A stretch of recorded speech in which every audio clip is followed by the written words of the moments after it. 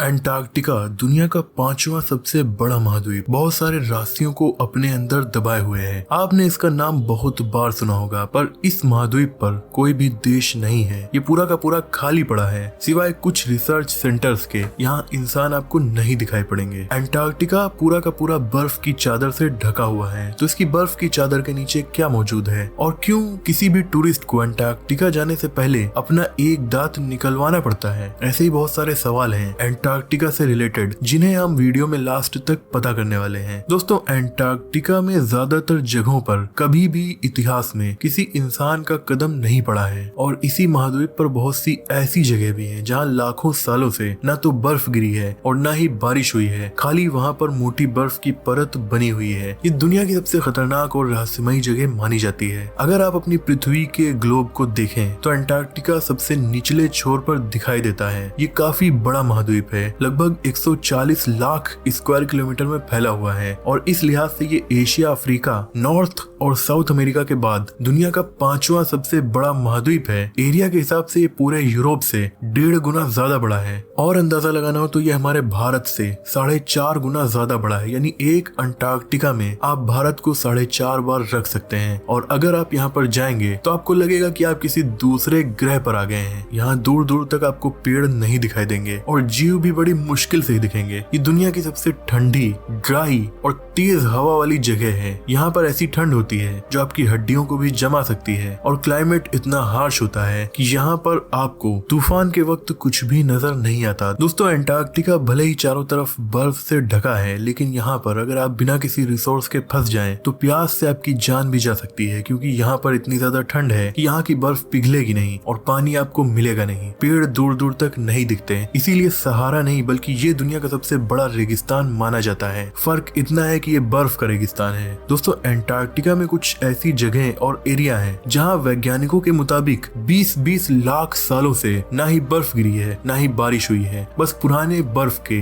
मोटे और बड़े पहाड़ मौजूद हैं। ये ऐसी बर्फ है जो कभी नहीं पिघलती और इसीलिए अंटार्कटिका की इन जगहों को हमारी पृथ्वी के सबसे सूखे प्लेसेस माना जाता है और इसीलिए इसका नाम भी ड्राई वैले है। यही है वो बर्फ का रेगिस्तान जहाँ आपको कभी नहीं जाना चाहिए। दोस्तों, हमारी अर्थ पर मॉडर्न जमाना आने से पहले केवल यूरोप, अफ्रीका, एशिया जैसी जगहों पर ही लोग रहते थे। यहाँ तक कि अमेरिका महाद्वीप, ऑस्ट्रेलिया महाद्वीप भी खाली पड़े थे। लेकिन आज के मॉडर्न जमाने में हमारी पृथ्वी के लगभग सभी देश, ये छोटे से छोटे रिमोट एरियाज भी नहीं बचे हैं जहाँ इंसान न रहते हो। लेकिन अंटार्कटिका इस मामले में एक्सेप्शन है। ये इतना बड़ा कॉन्टिनेंट है कि यहाँ पर बहुत सारे देश बसाए जा सकते हैं, यहाँ पर बहुत सारे लोग रह सकते हैं। लेकिन न ही यहाँ पर कोई देश बसाया गया, न ही यहाँ का कोई लोकल निवासी है। पृथ्वी पर कोई भी ऐसा इंसान नहीं है जिसे आप अंटार्कटिका का नागरिक मान सकें। यहाँ पर बहुत सारे देशों ने अपने अपने रिसर्च स्टेशंस लगाए हुए हैं, जहाँ पर सालाना 2000 से 5000 लोग जाते हैं रिसर्च करने के लिए। हमारे देश भारत ने भी 3 रिसर्च स्टेशंस भी अंटार्कटिका में लगाए, जिनमें से 2 फिलहाल एक्टिव हैं। इसके अलावा अमेरिका एक ऐसा देश है जिसने अंटार्कटिका में मैकमर्डो नाम का एक न्यूक्लियर पावर स्टेशन भी बनाया है, जो 1962 से यहाँ पर एक्टिव है। अंटार्कटिका में जो लोग रिसर्च करने के लिए जाते हैं वो भी यहाँ की गर्मियों में जाते हैं, पर यहाँ का जो गर्मियों का सीजन होता है वो भी इतना ज्यादा ठंडा होता है जितना ठंडा हमारे यहाँ विंटर सीजन भी नहीं होता। और जब अंटार्कटिका का विंटर सीजन आता है तो यहाँ पर सरवाइव करना और भी ज्यादा मुश्किल हो जाता है। अंटार्कटिका में जाने वाले हर इंसान का पहले मेडिकल चेकअप किया जाता है, जिसमें डेंटल चेकअप भी शामिल होता है। यहाँ आने वाले इंसान की विजडम टीथ निकाल दी जाती है, उसके बाद ही उसे यहाँ जाने की परमिशन मिलती है। पर टूरिस्ट के लिए ऐसा नहीं होता। यहाँ पर जो रिसर्चर्स जाते हैं उनमें भी कुछ खास के साथ ऐसा किया जाता है, क्योंकि विजडम टीथ की वजह से ठंड में उन्हें मेडिकल प्रॉब्लम फेस करनी पड़ सकती है। लेकिन अगर एज ए टूरिस्ट आप यहाँ पर जाएंगे तो शायद ठंड के मौसम में आप यहाँ जाए ही ना और आपको ऐसा नहीं करना पड़ेगा। दोस्तों, आपको जानकर हैरानी होगी कि ये दुनिया का इकलौता कॉन्टिनेंट है जहाँ पर कोई भी टाइम जोन नहीं है। अब क्योंकि इंसान यहाँ रहते नहीं थे तो यहाँ पर टाइम जोन नहीं बनाया गया और इसीलिए अगर आप यहाँ पर जाएंगे तो आपको किसी आसपास के देश के अकॉर्डिंग अपने काम करने होंगे। दोस्तों, हमारी दुनिया में 2 ही ऐसी जगह मौजूद हैं जहाँ पर कोई भी सांप नहीं पाया जाता है। एक है न्यूजीलैंड और एक है अंटार्कटिका। नॉर्मली हम इंसान भी अंटार्कटिका में सरवाइव नहीं कर सकते क्योंकि यहाँ पर बहुत ही हार्श क्लाइमेट है, लेकिन हम रिसोर्सेज के साथ धरती की लगभग हर जगह पर सरवाइव कर सकते हैं। इंसानों के अलावा केवल कुछ जीव ही ऐसे हैं जो अंटार्कटिका में सरवाइव कर सके हैं और उसे वो अपना घर कह सकते हैं, जिनमें सबसे बड़ा नाम आता है पेंगुइन्स का। पेंगुइन्स अंटार्कटिका से जोड़कर ही देखे जाते हैं क्योंकि ये जीव यहाँ पर रहते हैं, वो भी काफी बड़ी तादाद में। पेंगुइन्स के अलावा सील, एल्बाट्रॉस और ब्लू व्हेल जैसे जीव भी आपको अंटार्कटिका के पास मिल जाएंगे। इनमें से कोई भी जीव आपको नुकसान भी नहीं पहुंचाएगा। हालांकि आपको ये बात भी जान लेना चाहिए कि पेंगुइन्स भी आपको अंटार्कटिका के समुद्री किनारे के आसपास ही दिखेंगी। अंटार्कटिका के बीचों बीच में आपको कोई भी जीव नहीं दिखेगा। दोस्तों, साइंटिस्ट के द्वारा मेजर किया गया हमारी अर्थ का सबसे कम टेम्परेचर -89.2 डिग्री सेल्सियस भी यहीं पर दर्ज किया गया था। ये रिकॉर्ड 21 जुलाई 1983 के दिन दर्ज किया गया था। आप सोच सकते हैं कि यहाँ का टेम्परेचर मंगल ग्रह के एवरेज टेम्परेचर से भी कम है। दोस्तों, पृथ्वी की इतनी ज्यादा ठंडी जगह हमेशा से ठंडी नहीं थी। आपको जानकर हैरानी होगी कि वैज्ञानिकों का ऐसा मानना है कि ये महाद्वीप करीब 53 लाख साल पहले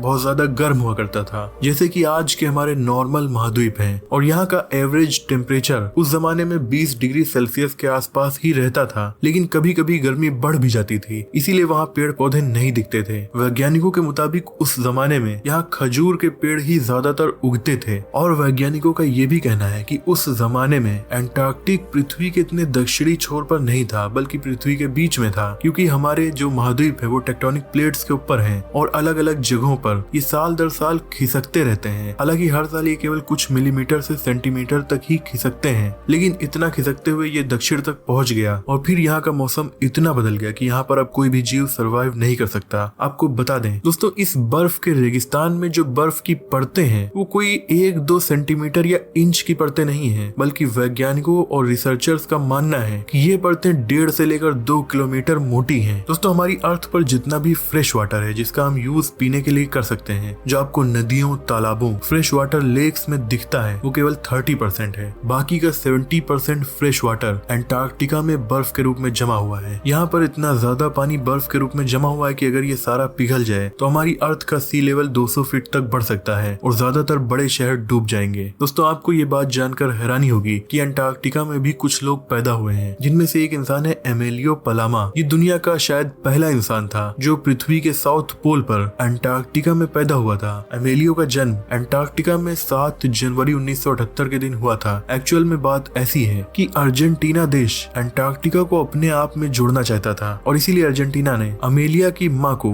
अंटार्कटिका में भेज दिया था, ताकि वहाँ पर अगर उनका कोई नागरिक पैदा होता है तो वो उसे अपने एरिया के रूप में क्लेम कर लेंगे। पर ऐसा वो आज तक नहीं कर सके। अंटार्कटिका किसी कंट्री के अंडर में नहीं आता है, ये कॉमन प्लेस है। यहाँ पर ज्यादातर लोग रिसर्च पर्पस के लिए और अब कुछ लोग टूर गाइड के साथ टूर पर जाते हैं। अब तक 11 लोगों का जन्म अंटार्कटिका में हुआ है और इन सभी को उनके माँ बाप के देश की नागरिकता ही दी गई है। दोस्तों, अंटार्कटिका का एक सबसे बड़ा रहस्य ये है कि इसके नीचे आखिर क्या मौजूद है, क्योंकि 1.5 से 2 किलोमीटर मोटी बर्फ की परतों को तोड़कर कोई अंदर नहीं जा सका है। वैज्ञानिकों का कहना है कि अंटार्कटिका में भी कई साल पहले लोग रहा करते थे। ग्रीक फिलोसोफर प्लूटो ने करीब 2000 साल पहले अंटार्कटिका की सिविलाइजेशन और उसके बर्बाद होने का जिक्र अपनी किताब में किया था, जो हमारे साइंटिस्ट और रिसर्चर्स के लिए काफी चौंका देने वाला साबित होता है, क्योंकि हम ये मानते थे कि अंटार्कटिका में जीवन संभव नहीं है और इसीलिए इस जानकारी के बाद कुछ वैज्ञानिकों ने अंटार्कटिका में जीवन के अवशेष ढूंढने पर रिसर्च स्टार्ट की। और जब इन्होंने इस रिसर्च को किया तो उन्हें कुछ ऐसे रिमेन्स मिले और कुछ ऐसे फैक्ट्स सामने आए जो प्लूटो की बुक के अनुमान से हूबहू मिल रहे थे। इस पर वैज्ञानिकों का ये भी कहना है कि हो सकता है सालों पहले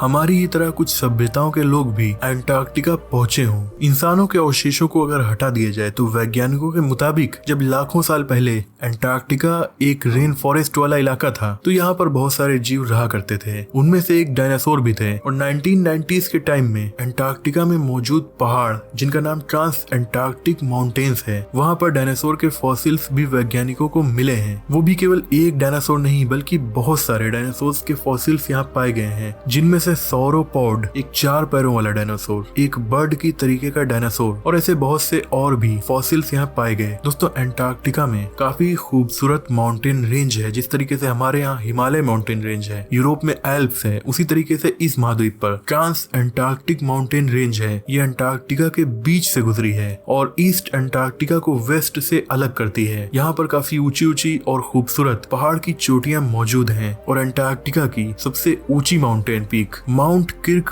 पैट्रिक को कहा जाता है, जो 14,856 फीट ऊंची है। दोस्तों, ये थी अंटार्कटिका के बारे में कुछ जानकारी। मुझे उम्मीद है कि इस वीडियो से आपकी नॉलेज बढ़ी होगी। वीडियो पसंद आई हो तो इसे लाइक और शेयर कीजिए। ऐसे इंटरेस्टिंग टॉपिक्स पर नॉलेजफुल वीडियोस देखने के लिए हमारे चैनल को सब्सक्राइब करके बेल आइकन को प्रेस कर दीजिए। मिलते हैं अगली वीडियो में, तब तक के लिए अपना और अपनों का ख्याल रखिए।